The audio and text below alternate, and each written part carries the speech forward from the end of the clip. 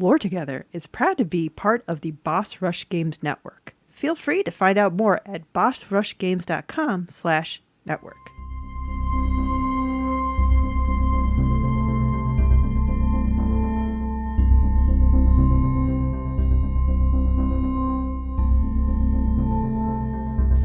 Hi, I'm Safi. And I'm Mystic. And this is Lore Together. This is the podcast where a husband and wife team go over all the storytelling, world building, and characters of video games. Because it's what we like to do together. We lore together. Yep, and this is episode 143. Hey, thanks for joining us. It's the middle of summer, so I hope everybody has been able to start their favorite summer plans. We are definitely about to go to one of our favorite summer plans, which is Gen Con. There will be no streams that week. There will be no streams that week. I've posted a schedule, if you're curious about streams of July, up on the Instagram. But now it's time for Mystic to tell you about all the different ways you can support us. One of them, well, not the ways you can support us, the ways you can contact us first. Yes. And Instagram is one of those, as well as Blue Sky, Mastodon, Reddit, YouTube, Steam, and Discord, all in the description below. Mm-hmm. Or you can contact us via email at loretogether@gmail.com. Yes. If you would like to support the podcast, and we hope you do, there's 2 different ways you can do that right now, 3 in the future. The first is by thumbs up, 5 stars, whatever it is, wherever you're listening, we appreciate it. Also on Spotify, you can leave comments. A bunch of you have been doing that. Thank you. The other way is through Patreon at patreon.com/loretogether, where you can pay a per episode pledge. That's per podcast episode. You don't pay for all the other stuff. You just get that as bonuses, including exclusive access to Let's Plays, voting rights for our public Let's Plays. Eventually, you'll get Safi's read of Avatars. Oh, Primal Rage, the Avatars. Yes. Excuse me. That's what. You also get a copy of Safi's book, Mother Revolution. It's the story of a single mom who is trying to get back to Earth, and in the midst of doing that, finds out there's a whole race of people subjugated by code. So if you want to read a smart, fast-paced, and nuanced science fiction story, as been said in my reviews, please. You can enjoy it as a patron at the $2 or above level. All that and more to come when it comes to all the perks. But right now, let's get to the show itself. Mystic. Once again, we are back to the usual format where I don't know what the heck you're talking about today. highly anticipated. We've actually had people request this one. This is a 2D Metroidvania. You know what that means. We've done those before. Yeah. I'm trying to think what else. It's more recent. Okay. This is a 2017 game. All right. And it has a sequel coming out this year. In fact, the date was just announced. I'm totally going to fail and not know what this is. I already give up because I don't keep up with a lot of those. That's fair. We are doing Hollow Knight. Oh my gosh, yes. We did have that requested, especially on Blue Sky. A few times now. Yeah. Blue Sky was the most recent one I can remember, but we've also had other people in a Discord and everything. Yeah, this is a 2017 game developed and published by Team Cherry. This is one of those games, like, when we did Inside... Yes. There's some stuff you just kind of infer and interpret. There is some solid lore as well, but there's a few things that just doesn't have concrete info. So anything you guys feel I got wrong or missed, and I know that there are fans out there, and this is, again, a broad strokes version, because if you wanted to run through this whole game, it's probably over 2 hour, like a 2 hour episode. Oh, really? if you want to get into the nitty gritty of everything. Mm. But that's true for a lot of games we cover. That's true for a lot of the games. So are you just going through the general story of it? We're going through the general story of it, yeah. Please let us know in the Boss Rush Games Discord anything that we may have missed or gotten wrong. Or email us to loretogether@gmail.com. Yeah. So like I said, 2D Metroidvania, where we guide our hero through exploring Hallownest, a fallen kingdom plagued by a supernatural disease. Do we have a name for our character? The character is just the Knight. Okay. Yeah. Okay. Interesting. And not the Hollow Knight. That is a separate character. Oh, interesting. We'll get there. The land here covers a vast network of caves and tunnels, which are home to insects, bugs, and other creatures. In fact, most of the characters we're going to meet are insect-like. Okay. In a cartoony, not cutesy cartoony, in a stylized way. Mm-hmm. The earliest records speak of an ancient civilization that worshipped the void, a darkness or shadowy substance of great power. Sometimes it's a liquid. Sometimes it's more substantial. It's easy to call things like the void evil. You know, it's one of those things. The void is evil. The darkness is evil. Yeah. I read it more as a force of nature. Okay. I get the sense with the void, we're almost talking like Anu and Padme from the creation of Nirn and Elder Scrolls. Oh, so it's kind of neutral in the sense of there is no malicious or benevolent intent whatsoever. It just exists within certain rules and parameters. I can't say that categorically. I do not know, because I do know it also spawns creatures that are not exactly always your friend. I could be wrong about that too, even. Like, there's a lot of But weirdness. There's a difference between saying a lion is not my friend versus saying, for example, when you're in D&D and you're fighting a bugbear. A bugbear. Yeah. It's not my friend. It's two different levels of I get the sense that this is more this is more unknowable thing that is just part of the universe. It's not a malevolent force in the universe. So kind of like black hole more than Death Star. Okay. Yeah, in fact, I can pretty much say it's probably not evil per se because our character is actually part void. Oh, okay. Yeah. All right. So for more on Anu and Padme and the creation of Nirn, by the way, that can all be found way back in episode 3. Yeah, covering the easy stuff back then. Yeah, that was smart of us. All right. Now, that ancient civilization completely disappeared without a trace, as many of them do, aside from the leaving behinds of ruins and relics and stuff. But in time, civilizations built over those ruins, so they're kind of lost, unless you get deep down. Mm-hmm. Another power also existed back in ancient times, probably not as far back as the Void. That it's a power that was in opposition to the Void. Okay. The Radiance. Oh. A creature of light and dreams that created the Moths, a tribe that in turn worshipped it as a god. Oh. There's also some suggestion that the Radiance created all the bugs, but I couldn't find anything concrete that was true. It was kind of fan theory. Okay. So it's, and the way you were talking about it earlier, it sounds like something that breeds a ton of fan theory. Yes. Okay. Yes. For a time, the Radiance ruled unopposed and unmatched in power by any other, quote, higher being. Higher beings are godlike beings. There's a few of these. From what I can gather, the Void is not a being, again, though it does spawn beings. So this would mean, to my interpretation, that the Radiance is a less powerful force than the Void, but a more focused one as a result. Interesting. So, and the ideas that both of those names of those essences come to mind, it's literally a fight of darkness versus light. Right. But it's not a good versus evil with that. It's more just two opposing forces within nature. Well, I wouldn't go that clashing far with because the each Radiance is an actual being. Oh, okay, fair. Yeah. And it does also, I would not classify the Radiance as non-malevolent. Oh. There is a malevolence because those that the Radiance created, it also controlled, acting as a bit of a hive mind for them. Oh, okay, interesting. I was immediately, and again, it's playing with expectations. So I'm immediately thinking darkness versus light. So if darkness is neutral, we're going to assume that the light's neutral too, because we always think of light as good. But this is, when you're talking about radiance, the radiance is a puppet master of sorts. So, kind of, yeah. So kind of evil in the sense that it takes away autonomy. Yeah. Okay. All of this changed, this hive mind and aspect of it, with the coming of the Pale King. He was a stranger to the land, arriving as a massive worm, ancient snake-like beings. That would be obvious based on the spelling, W-Y-R-M. We all know that spelling. Mm-hmm. But aside from the typical worms, these also possess precognitive powers. Oh, wow. Okay. The worm sheds his skin, becoming a much smaller Pale King, still a higher being with godlike powers. Interesting. We always like giving a lot of power to the worm in our fiction these days, don't we? Yeah.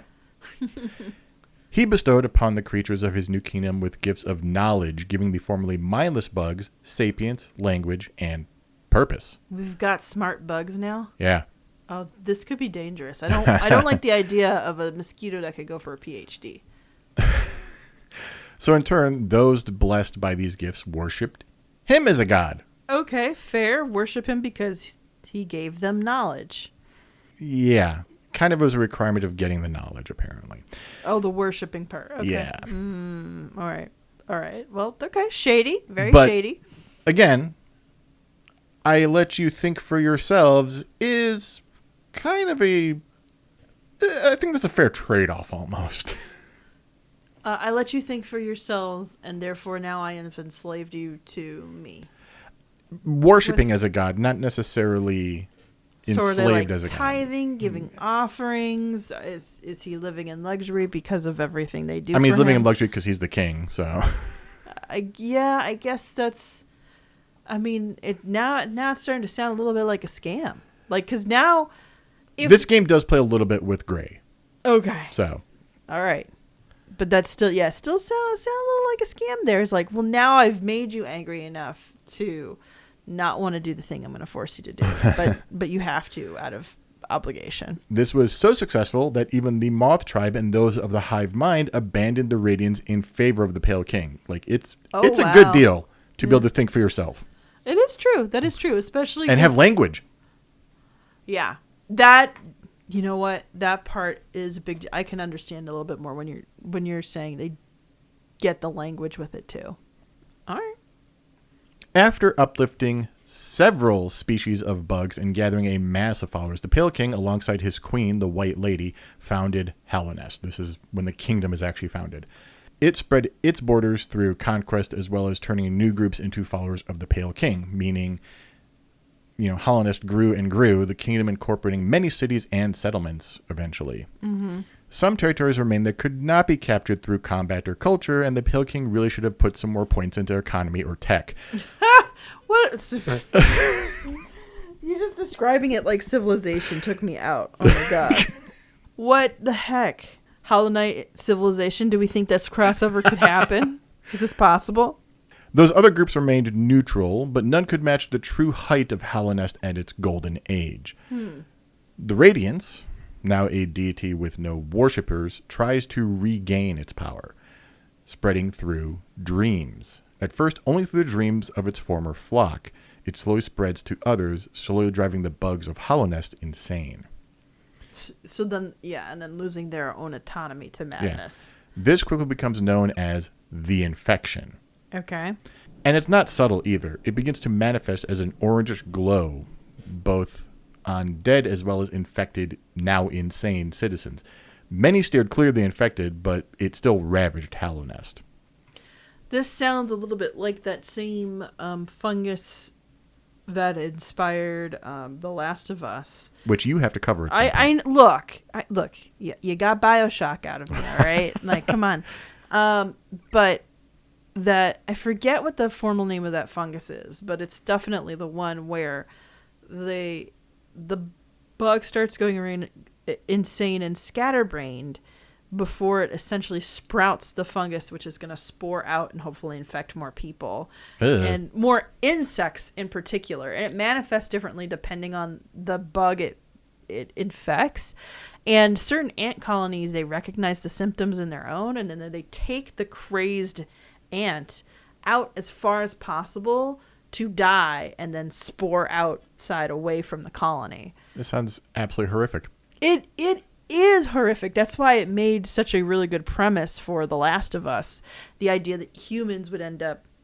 I know very little about Last of Us, so I'm very curious to when you've covered that. Oh no, don't encourage me. I have too many things to do now. It's Gen Con time. Don't inspire me to do this right before Gen Con. I can't. Now, since the Radiance was now a incorporeal being that existed in dreams, there was little that could be done to it. Interesting. So, but now so the Radiance does not have a physical form at this point. It's just a dream-like infection. Yeah. So in a desperate bid to save his kingdom, after realizing they could not kill the spreading influence, he has to contain it. The Pale King turns to what is essentially eldritch rituals and the Void. The Void is like way down in the dark abyss. Now, so stick with me because this plan to deal with the spreading infection gets a little weird. Okay. He and the White Lady create so-called vessels, basically a ton of kids that are tainted by the void. Oh, interesting. The idea goes, to trap the radiance, they need an empty but powerful shell, a pure being with no soul, yet strong enough to contain the old god within it. This sounds like Dragon Age now. I just need to say that. This sounds like Dragon Age now. And the first being to accomplish all of this was the original Hollow Knight. Oh, okay. Interesting. And I did say first being because while the plan succeeded, the Hollow Knight began to grow powerful as the Radiance was imprisoned within itself, all that stuff. However, it eventually became quite apparent this Hollow Knight was not as pure as first thought. Yeah, I mean, the first go-around, it's never going to be perfect. Right. There's always going to be a perfection phase if you're going to do it right. Sounds like they need a much better project manager for this solution. The Hollow Knight was unable to contain the influence of the Radiance in the end, and the infection spread once more from the Hollow Knight themselves. Hallownest deteriorated, rotting from within. The Pale King disappears, and his former worshippers are now nothing more than undead corpses. Oh, jeez. Yeah. What about the White Lady?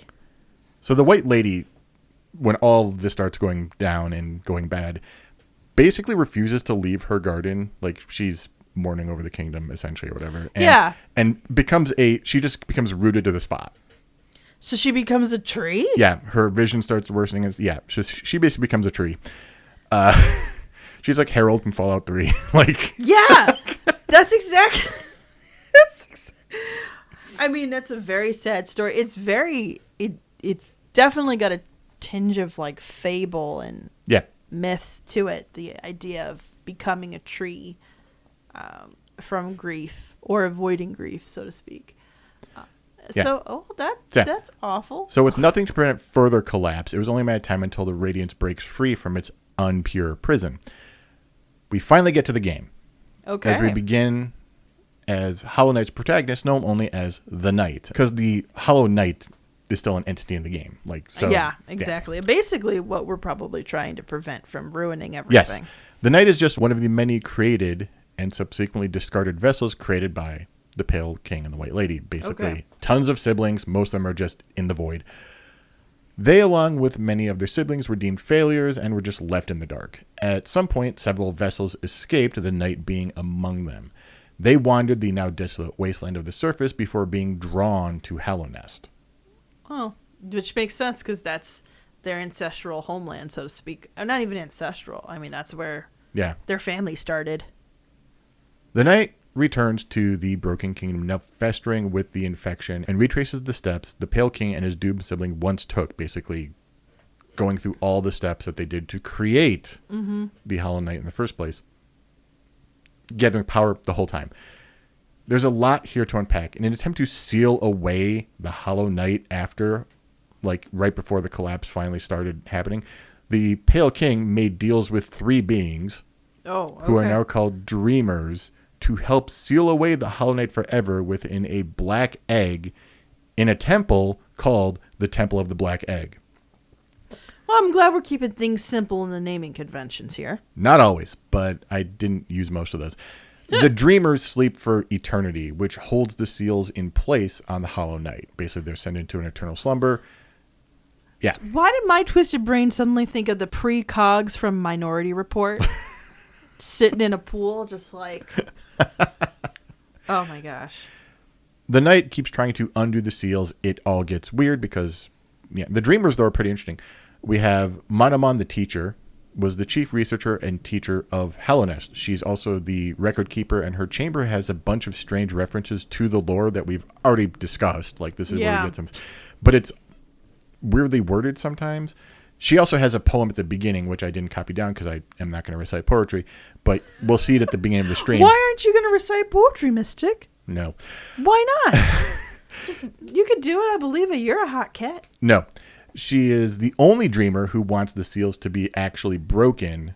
Oh, interesting. Because Hallownest is in stasis as a result of the seals. Like, she's like, it should be either brought back or dead. Like, it has to move on. You don't want to have zombie nest. Yeah. We have Lurien the Watcher, who watched over the City of Tears, which was the capital of Hallownest, alongside his Watcher Knights, because guards and stuff. Mm-hmm. He even had this big telescope to look out down into the city from his spire. That's a little creepy. Yeah, it's a little weird. You can look through it in the game, too, if I remember correctly. Huh. He basically agrees to be a dreamer out of loyalty.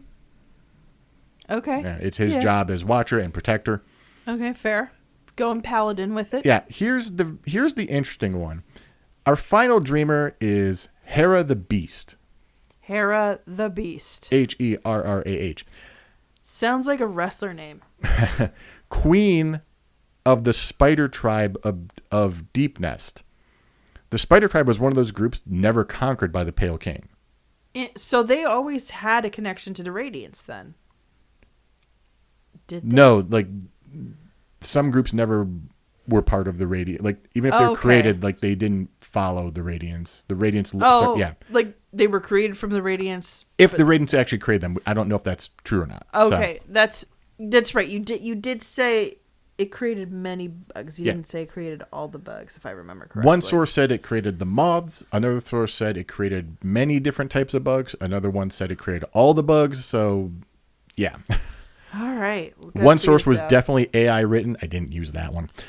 Thank you. Saving us heartache right there. We use cutting edge technology to summarize. Gone. Bye. Thank you. No. Unfortunately, Hera the Beast's partner died, leaving her without an heir to the throne. So when the Pale King asks for her to be a dreamer, she agrees with one condition. He has to have a child with her.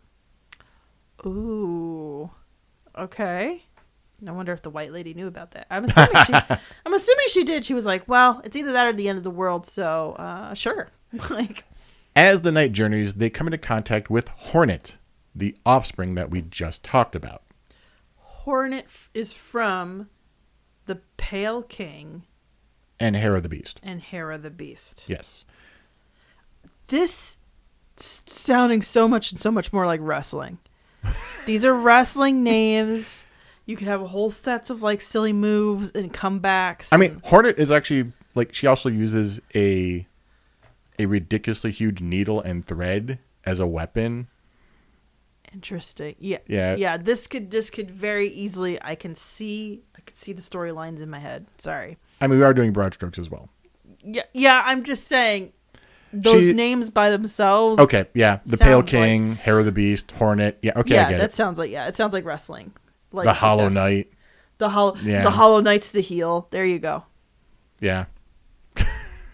There you go. The Void. This is what you get when I start watching video essays talking about storytelling in wrestling. And now I'm like, wow, I kind of wish I grew up with some of this because it's more interesting than I realized. And I kind of got dismissed in my household because we were like, either you watch real sports or you watch real stories. We did not, neither the two shall meet. And now it's very interesting what you can do with wrestling when you admit that it is storytelling.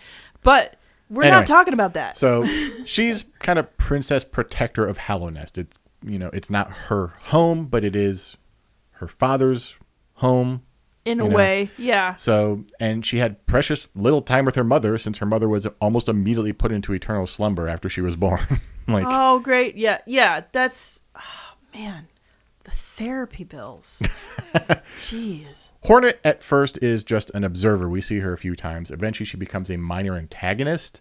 Yeah. She challenges the knight to a duel, probably considering them to be another mad vessel, as we've seen, as has happened before. The level of trust to live in that world has to be very low. You cannot trust most of what you experience in that world. Yeah. Eventually she turns from being an antagonist to kind of still fighting us, but more testing our resolve. Right.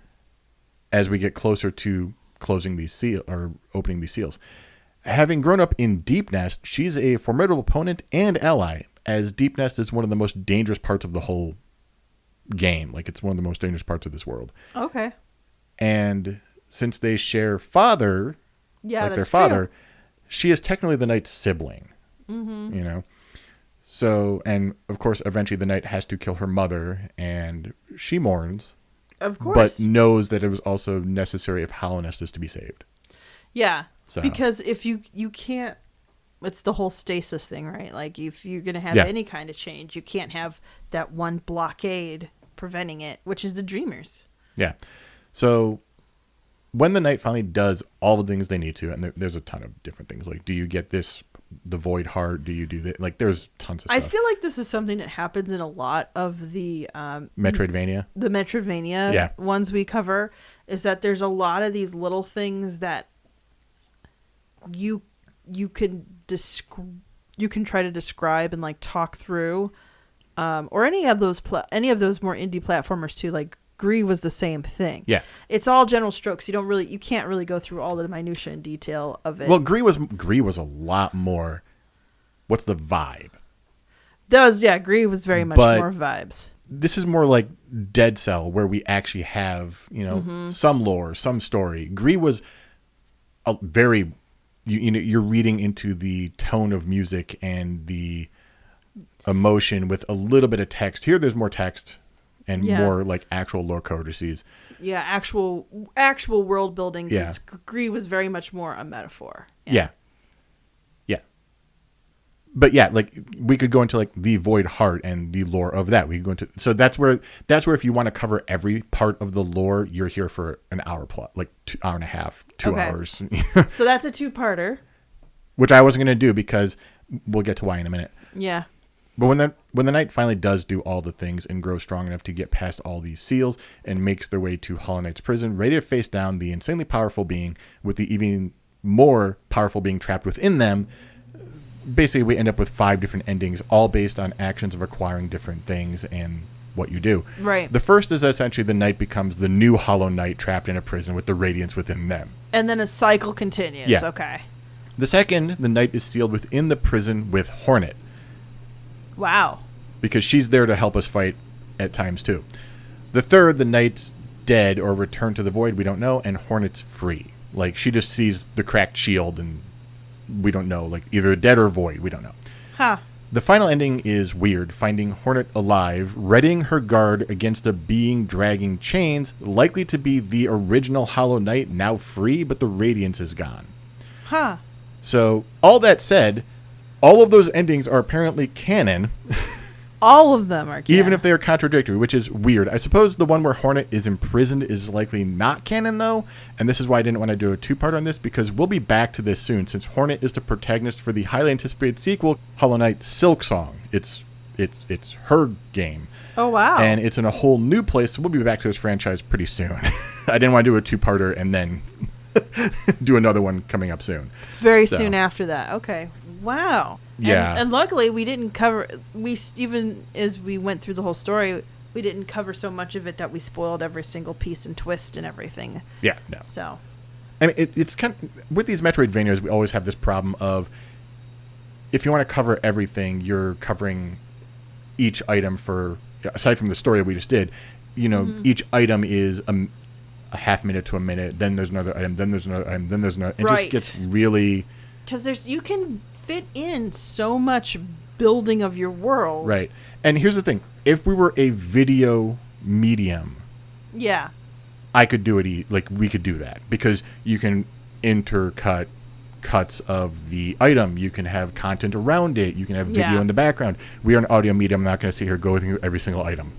No, you will be driven insane and not be able to follow it. No, we don't do that. We don't even do that in our live streams when people ask us to. We barely do it. So, wow. Yeah. So you're going to be playing a Metroidvania. Yeah, that's going to be interesting. We'll see how long I last with that. I got a couple of those in my list, actually. I mean, it's been a long time. So, I mean, again, the last one we did was Dead Cell, and that's been a very long time. We have not covered a Metroidvania. There have been so many other... We have to get back to Metroid, too, at some point. And someday do Castlevania, so... That's true. We do still have to do Castlevania. So... But at this point, we are only going to be doing Hollow Knight. So if you'd like to see us do the live stream of the first hour, a.k.a. if you'd like to see me fall over and die a bunch of times because I am not very coordinated with anything that involves platforming, join us the Thursday after this airs to the public. YouTube.com/@LoreTogether. You can see all of our public live streams there. Yep. We have our patron exclusive live streams, by the way, which currently are Cyberpunk, Jade Empire, which I'm getting back to both of those. We also have some... And I think we said live stream, but I mean Let's Plays. Let's Plays, sorry. Yes, but we live stream our public Let's Plays. Yes. We also have some Skyrim there, but save files got screwed up because Bethesda decided to keep updating stuff. Bethesda's like, I understand this game may be a decade old, but we'll be updating this until it's old enough to get an AARP card. Speaking of that, mild soapbox rant right here. Oh, mild. I'm counting on you to keep it mild here, Mr. Originally, so this is also a pinch script because this was not my original idea for 143. My original script for this was going to be Elder Scrolls Legends. Oh. But you can't play it anymore. Why? They didn't cancel it. They basically deactivated the servers. Oh. And you can't play the story without the servers? Without the servers. We just keep losing all these stories and mediums. Yeah, which is why I'm glad that Save Games or whatever petition in the EU actually got to the signature level it needed to get like legislative commentary and stuff. Hopefully that does something. I think it was Stop Killing Games. Because this is the thing that keeps happening. One of the people we follow, Stop Skeletons from Fighting, has a whole thing called Delisted, where it's games that are no longer available. Yes. We've covered a game that's no longer available. Yes. Wait, I'm trying to remember which one. Alpha Protocol, I think. Yes, that's right. We started doing the live stream of it, and then suddenly we stopped when it had a really horrible, tasteless joke. Right. So I'm glad we stopped there. But we could never continue it. We could never continue it. One, it stopped working. And then two, they delisted it entirely. So. Well, we have it. Like, we could play it, but... Yeah. Stop delisting games. Yeah. Wow. Anyway, soapbox done. Thank you guys for listening. Thanks for listening. So as I said, we'll be doing a live stream Let's Play of the first hour, the Thursday after this airs to the public. Alternate Thursdays, when we're not doing a live stream of what we covered. Yes, Mass Effect 2. Patrons do get to vote ahead of time. We have no poll currently because we're in the middle of 2 loyalty quests. Yes. But keep an eye out, patrons. I will be sure that Mystic posts them ahead of time as best as I can, even during Gen Con season. But even in chat, patrons get double votes. Patrons do get double votes for live stream votes, which happen often. We do forget a couple things here and there. Well, we don't want to spoil stuff either in our polls. That is very true. We do not do spoilers in the polls. So a lot of that stuff is us awkwardly like waiting around, being like, "Okay, chat." Yeah, put in the we vote do take now. all the interrupts that I realize are up though. So, Mystic, you missed that one. Broke my heart. You made us go back and redo 20 minutes of gameplay that resulted in a worse experience for all. Everyone, go check out the end of when we played Lair of the Shadow Broker. Because Safi had to get this interrupt where you hug Bae, our Bae, Liara, and somehow it glitched out. Somehow we glitched out the camera so that the camera was shaking the whole time we played the 20 minutes. Shaky cam. Because that relationship was on shaky ground until you did the right thing. It was still shaking after that. You know, alternate universe stuff. We're just blabbing now. That's crazy.